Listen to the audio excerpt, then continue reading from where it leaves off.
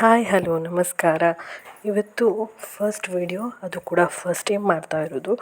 ತುಂಬಾ ಇಷ್ಟಪಟ್ಟು ಮಾಡ್ತಾಯಿದ್ದೀನಿ. ಪ್ಲೀಸ್ ಲೈಕ್ ಮಾಡಿ, ಹಾಗೆಯೇ ಶೇರ್ ಮಾಡಿ, ಆದಷ್ಟು ಸಬ್ಸ್ಕ್ರೈಬ್ ಆಗಿ ಈ ರೆಸಿಪಿಗೆ. ಜೊತೆಗೆ ಶೇರ್ ಮಾಡಿ ನಿಮ್ಮ ಫ್ರೆಂಡ್ಸ್ ಜೊತೆಗೆ.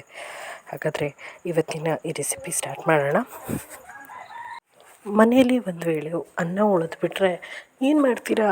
ಯಾವಾಗಲೂ ಚಿತ್ರಾನ್ನ ಮಾಡ್ತೀರಾ ಅಥವಾ ಪುಳಿಯೋಗರೆ ಮಾಡ್ತೀರಾ ಅಲ್ವಾ? ಇವತ್ತು ತುಂಬ ಸ್ಪೆಷಲ್ಲಾಗಿ ಒಂದು ಸ್ವೀಟ್ ರೆಸಿಪಿನ ನಾನು ನಿಮ್ಮ ಜೊತೆ ಶೇರ್ ಮಾಡ್ತಿದ್ದೀನಿ.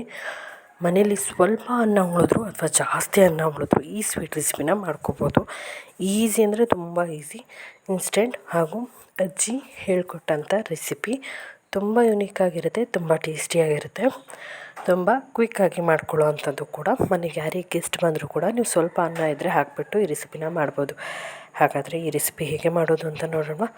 ಅದಕ್ಕಿಂತ ಮೊದಲು ಯಾರೆಲ್ಲ ಇದೇ ಫಸ್ಟ್ ಟೈಮ್ ನಮ್ಮ ಚಾನಲ್ನ ನೋಡ್ತಾಯಿದ್ದೀರಾ, ಪ್ಲೀಸ್ ಸಬ್ಸ್ಕ್ರೈಬ್ ಆಗಿ, ಆಯಿತಾ?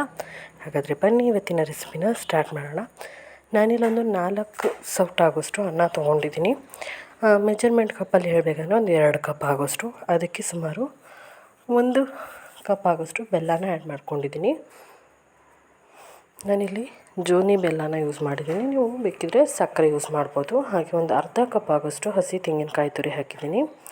ಹಾಗೆ ತೆಂಗಿನಕಾಯಿ ಒಡೆದಾಗ ಸಿಗುತ್ತಲ್ಲ ನೀರು, ಅದನ್ನು ಹಾಕ್ತಾಯಿದ್ದೀನಿ. ನೀವು ಇದು ಇಷ್ಟ ಇಲ್ಲ ಅಂದರೆ ಹಾಲು ಹಾಕ್ಕೋಬೋದು. ಹಾಗೆ ಒಂದು 8ರಿಂದ 9 ಲವಂಗ, ಹಾಗೆ ಒಂದು ಏಲಕ್ಕಿನ ಸ್ವಲ್ಪ ಜಜ್ಜಿಬಿಟ್ಟು ಹಾಕ್ಕೊಂಡಿದ್ದೀನಿ.